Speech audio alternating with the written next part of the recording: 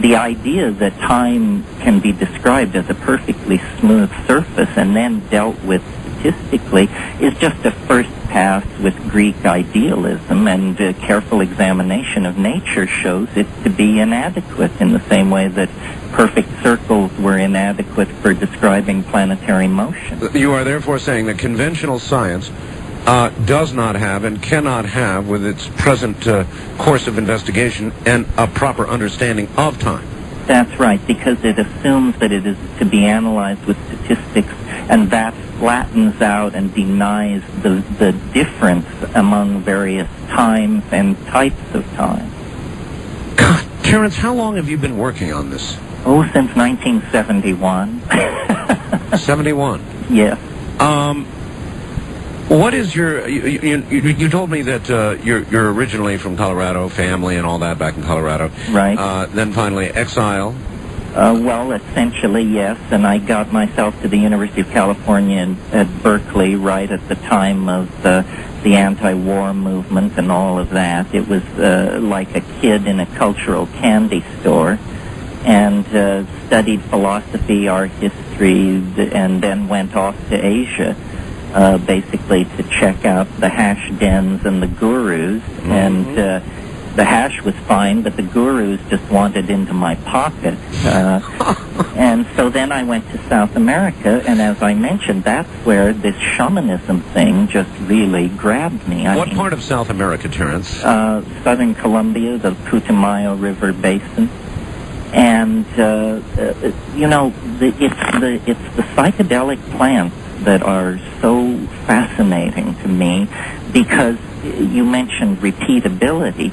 Here's a technology, a technique that lets you repeatedly and with relative safety journey into alien worlds filled with alien forms of intelligence. And it's the only thing I've found that does that. In other words, I've investigated flying saucers, crop circles, this and that. It doesn't turn me on. But no, let me quickly stop you there and ask you about crop circles. Many people feel that they are fractal in nature, and if you're on the internet, I know you've seen photographs of some of the more amazing ones, Stonehenge, some of the rest of them. They do appear to be fractal. What is your thinking there? Well, I was thinking, you know, I don't think it's been published in this country, but this wonderful book called Around in Circles by Jim Schnabel, to my mind, that blows the lid off the whole crop circle thing. You and I could spend a whole evening, Art, discussing the relationship of the media to the human psyche, to how people handle evidence, and because I really think the psychedelic community has evidence to give on these paranormal questions that has never been properly heard and evaluated, because the ordinary society's attitude toward people who use psychedelics is that they are automatically unreliable. Yes, I know. But I think we're not going to crack stuff like UFO abductions and that sort of thing unless we admit the psychedelic evidence. And if we do admit it, suddenly the whole thing begins to look very, very different. All right, Terence, I don't reject it. And a lot of guests that I've had on who have been into the very same areas we're in right now, very politically correctly rejected out of hand. You don't need it to accomplish this. They say that you can do it within yourself. And I don't reject that thought either, but I would like to hear the case that you would present for psychedelics opening the doors that you're talking about, that in fact they do. How would you make that case? Well, I hear what you're saying is you're equating spiritual techniques like yoga and prayer and human decency and that sort of thing. I'm not sure there's a connection. I mean, it does help to be an ethical person to take psychedelics. But, for instance, the psychedelic that has fascinated me most over the years is DMT, dimethyltryptamine. Now, this is not a well-known substance. No, it isn't. What is it? Well, that's what it is, dimethyltryptamine. It occurs in a number of plant species throughout the world. It's utilized by native peoples. And in the pure form out of the laboratory, when you smoke this stuff, you find yourself inside the flying saucer that all these dazzled people are raving about. But you found yourself there by initiating an action on your own. In other words, repeatability. And after about 3 minutes of spending time with the self-transforming elf machines and their technologies, you're deposited back in your apartment pretty much none the worse for wear. Well, now let's give this stuff to the leading lights of the UFO community or anyone else who has an interest in unusual psychological or paranormal phenomena. All right. Hold tight, Terence. We're at another break point. Stay to the open. Terence McKenna is my guest. What a totally interesting individual he is. You've got to sit by the radio, turn the volume up a little bit, put down your book or whatever else you're doing, and listen.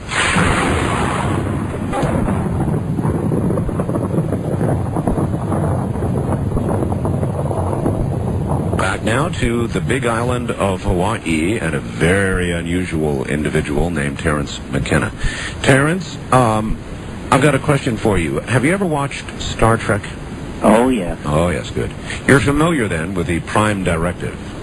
Thou shalt not interfere is, I believe, the Prime Directive. Yeah, that's right. Yes. Now, what you are saying is so serious and is such a large revelation that is it not possible that you are, in a sense, doing what you're doing right now, violating the Prime Directive? Well, you know, it's only been about 100 years since the news began to arrive in the lap of Western civilization that there were these psychoactive plants scattered around the world. The first one was the peyote cactus, and in 1888, mescaline was extracted from that. I think it's not without implication that right at our moment of greatest cultural crisis, when we're destroying the environment and uprooting the rainforests and so forth and so on, that out of those same rainforests comes a phenomenon which, if we will face it squarely, offers a severe challenge to our notion of how reality works and how the world is put together. And what if we miss it? What if we burn down finally enough of the rainforest that that one plant that we could have used is destroyed? Well, this may have already happened in the sense that there are many known cases of people collecting promising plants from only one known source and then returning a few months or years later to find the whole thing gone, paved over. That's right. All right, tackle this one, Art. Very interesting. Terence describes a workable scenario. But my question with it is this.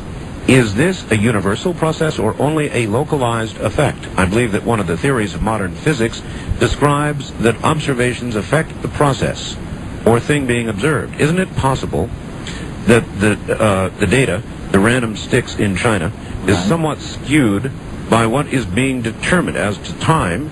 Hasn't everybody noticed the phenomenon of time being perceived to slow down depending on how frequently you, for example, look at the clock? Cooks have noticed the same effect with boiling water.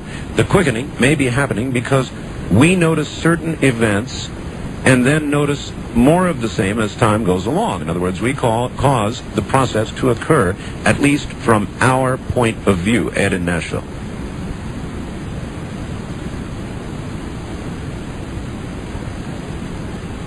Is this a moment of deep thinking?